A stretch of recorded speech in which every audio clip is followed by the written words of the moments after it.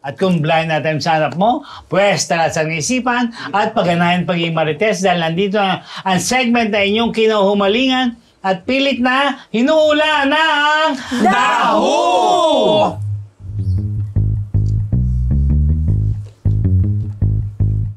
Bago tayo mag-blind item, make sure to like, share, and subscribe to our YouTube channel para hindi kayo makamiss out. Ayan! Ano ang unang hashtag? Galante. Galante. Ay, diamante pala yun. Itong aking blind item, kabaligtaran to ng blind item ko noong nakaraan. Diba yung blind item ko nakaraan, wala malugaw. Ito ungalante yung dati. Ngayon, galante, hashtag. So, bakit? Tungkol din to sa isang aktor na isa sa clue, hunk actor, sikat na aktor, na kung yung huli kong blind item, parang naloloka yung mga production, yung mga crew, dahil talagang sobrang ganyan naman, na hanggang pag last day, walay lang. Wala talaga, totally wala. Pero itong si actor naman daw na to, sobrang kinagigiliwan at talagang love na love ng mga production. Kasi sobrang galante nga raw. Kahit nasa abroad pa yung shoot or dito sa Pilipinas, ano siya, like for example, palaging may pakain, nagkapakain sa mga crew, sa mga production, at saka sa mga co-stars niya, siyempre. At sa last day, pantay-pantay, may pahabay siya. May pasobre siya, ganun siya kagalante at nakakaloka. Magkapakain niya, let's say, 6 na lechon. Ay, bongga! Isang baka, saan ka pa. Pero alam mo, pero tong si aktor na to, kayo mga bakla, hindi kayo a-agree. Ay, grabe naman. Nagalante siya. Kasi kung galante siya sa mga staff, parang sa press, known na, hindi galante si Marie Curie. May ganon. Pero alam mo, siguro talaga kasi nakikita niya yung needs ng mga production. Bakit walang needs yung mga reporters? Baka mas nangangailangan naman. Nandun siya trabaho niya. Diba, yung mga crew, yung mga utility. Pero nakakatuwa sa kanya, pantay-pantay daw yan. Tama naman. Tapos na yung teleserye niya. Fishing. Hindi pa. Hindi pa. So, ongoing pa ang pahabs. Teleserye. Ongoing pa. Tapos, ano siya? Sikat. At saka hunky. Super sikat.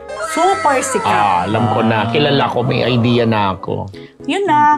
So, syempre, babati na ako. Hello to, of course, kay Irene M. Mukhang absent ang pinsan ko. Irene M, hindi ka nagparamdam. Hindi naman ikaw nagpunta ng Korea. Ang aking isa pang pinsan na si Don at saka si Joy na anniversary rin. Yan. At syempre, Ate Janet, Mars Ching, hello. Thank you for always watching. Ninong Boyet and Ninang Maribel. Yan.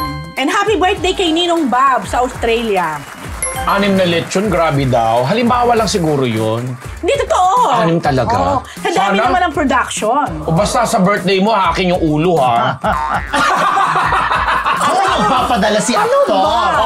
Kailangan padala si actor dito, ha? Next hashtag, baguhin oras. Baguhin oras. Parang Baguhin 1.2.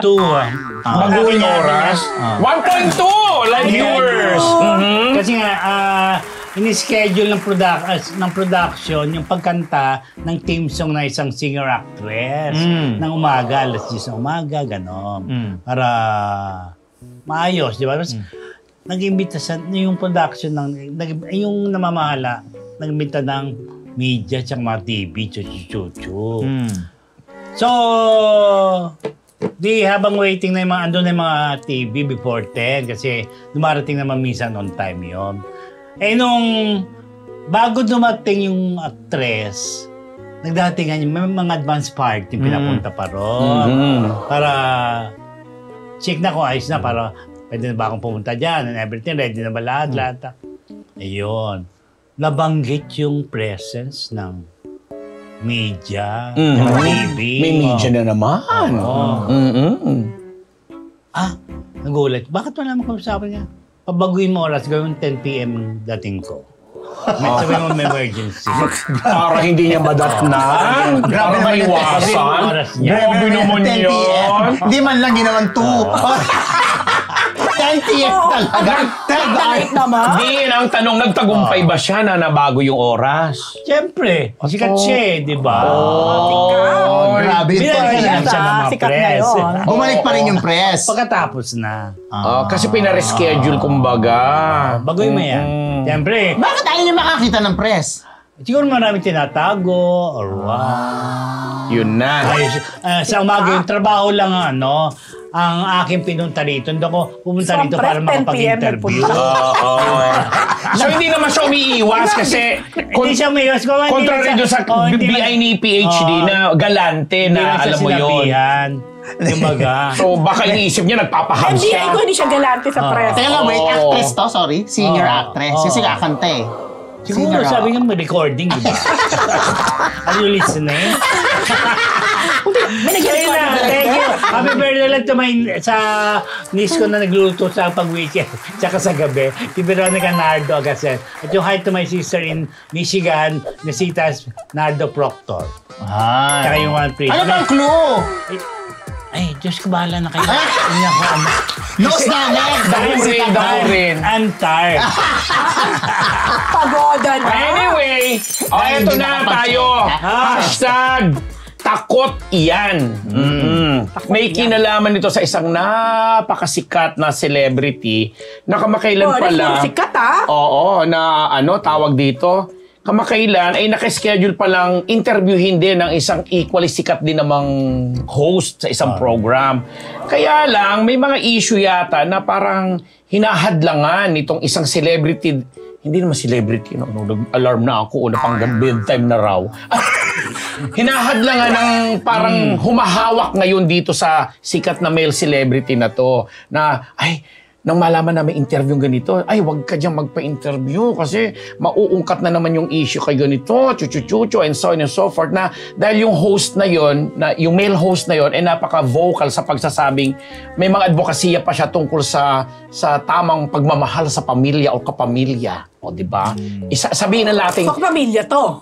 hindi ko alam. Hindi, kasi may ang advocacy nitong male host. Advocacy lang. Ang advocacy ng male host, kailangan minamahal natin ang member ng family. Nagkataon especially ito. yung nanay. Ayan na.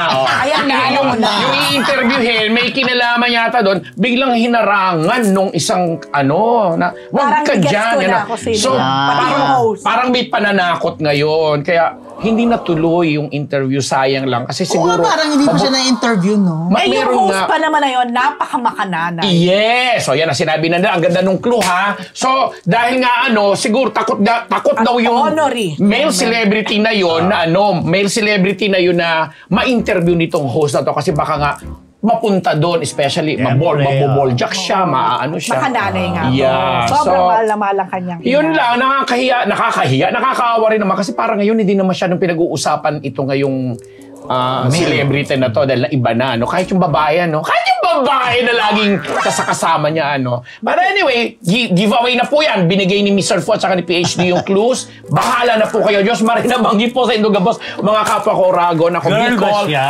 Alen, ano ba? Zaldi ko, Tita Maylin ko. Roger Esmer, yes. Malapit na, November din po. At saka yung mga kabatch po natin sa Sampaguita, magkikita-kita tayo. Lolita Di Dios Katsuki, Dr. Sheila and Dr. Jerry Casata, Dr. Jess Solis, and Dr. Pong Magtibay na nasa Europe ngayon. Sabi niya, nanonood po ako, Team Replay. Thank you very much. At Niyong, tapos na ang iyong pagdurusa bukas, papasok ka na. Maraming salamat po sa buhay. One day lang yung emote. Thank you very much. Mabuhay tayong lahat. Yun na.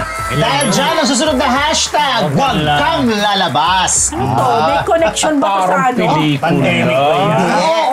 Kung sa inyo mga sikat, No. ito hindi. Wala na. Charot lang. Ay, magdali ka na. Hindi, may kinalaman rito sa isang sikat din na singer-actress. Ito si singer-actress. Naku, marami tong hit songs ha. Pero ito si singer-actress, nag-decide siya na medyo bawasan na ang kanya mga showbiz commitments kasi nakapag-asawa na siya. At yun naman talaga ang gusto niya na kapag siya ay nakapag-asawa na, medyo titigil na siya. Nose ko na. Alam ko yan. Alam ko na. Huwag mo lang tapusin talaga. So, ang ano niya, so nakapangasawa siya ng isang sikat na male personality. Of course! So, itong si male personality, tsaka itong si singer-actress na mag-asawa na, may pamilya na sila. Siyempre, showbiz si girl, mayaman si boy. At showbiz din si boy. Si boy hindi. Ay! So, ito na. Hindi, siyempre, na i-interview or gusto sila ma-feature kasi nga maganda ang kanilang imahe bilang isang pamilya. So, itong isang female TV host, gusto niyang i-feature si Mister. Dahil si singer-actress naman na-i-interview na. So, si Mister. So, dinala ni Mister itong si female TV host sa kanyang baler o sa kanilang bahay na napakalaki. So, tinur doon sa mansyon dahil mayaman nga sila. Siyempre, ito si female TV host, sabi niya, maganda na interviewin ko na kayong dalawa ng misis mong singer-actress. Ay, ang bilis ng pagtanggi ni male personality. Sabi niya, hindi, wag na. Sabi niya, no! Ako na lang. Ganyan. Bakit nasaan ba siya? Ganyan. Hindi, she's not here. Sabi nga na. Okay, fine. They i-interviewin na. So, nagsiset up na ng camera, nakaupo na dyan si male personality, ito na si female TV host, ganyan. Si cameraman nandito, nag-aayos na ganyan. Nakita niya si singer-actress na parang naglalakad na gano'n, na parang nagulat nga siya na may set up doon. Kukuha kasi ng tubig. No. May dalang map daw. May dalang map! Grabe ka sa kanya. Tapos, kakalabitin pa lang daw ni cameraman si female TV host na, ma'am, nandito pala si Mrs. Kitang-kita daw ni cameraman na nagsumenyas itong si male personality ng gumanon. Gusto ko ulitin mo yung ganon. Alis. Parang ganon. Huwag kang lalabas. Huwag kang lalabas. Parang ganon na lang. Tapos, ito naman daw si Mrs. singer, si female singer, actress, parang napayuko lang daw na ganon. Tapos, exit frame na. So, nagtaka yung sa production na nakita, kahit naman din si female TV host, na bakit siyempre, nandun naman pala si Mrs. Di ba kadalasan kapag may bisita kayo sa bahay, anong tawag mo dyan, June, pag birthday? Iniestima. Diba? Pero ito parang itinago ni male personality at gusto niya na siya na lang at wana daw yung wifey. Yan na. Na si wifey naman na, talaga naman. Kabisib. Oo, tsaka sumikat talaga naman ito. Kilala kaya ni Rose. Ang isang Kilala ko. I love her. The singer-actress. So, si singer-actress, marami siyang hit songs. I don't love her. Ay, meron kasi siyang pinapahulakan tayo. Basta marami siyang hit songs, tapos naging pambato siya ng isang tawag dito, film outfit. Diba? Film outfit. Yun na. Dahil dyan. Hindi yan nangyari sa sa Manila. Sa labas ng Manila yan. Sa BGC lang. Dahil dyan, Stan Empire kay Miss Bel Constantino, kay Gracie Cornejo, kay Attorney Ellen Passion ng Passionate Beauty, lagi daw sila nanonood. Tapos, Hair Shop Salon, Salazar Dental Clinic, kay Sneezy Solis McDonald, kay Alan Diones, at kay Lito Maniago. Advance happy birthday, Alan D! Happy birthday! October 8. October 8. Happy birthday, Alan Diones. Announce natin, welcome kayong lahat. At sa'yo din, Peach. At sa'yo din. Sa'yo rin. Golden Girl. Una si Alan D. Si Alan. Okay, mga Marites, maraming salamat po sa tumutok sa amin sa mahigit. Almost 200, 300 na ba? Ay, WTFU sa YouTube! Bakit pinapatayan ka na ng prompter? Wala na. Alam mo naman si Diego. Siyempre, enjoy lang, chill lang, di ba? Tama. Ano lang. Lang. Hindi ho kami magpa-file. Hindi ho magiging party list sa Marites University. Don't worry. Lord, I cannot. Okay, mga Marites. Kung sino-sino na lang nagpa-file. Yan po ang daho mula sa Marites University! Maraming salamat sa inyong lahat. Good evening po and good night. See you. Happy weekend!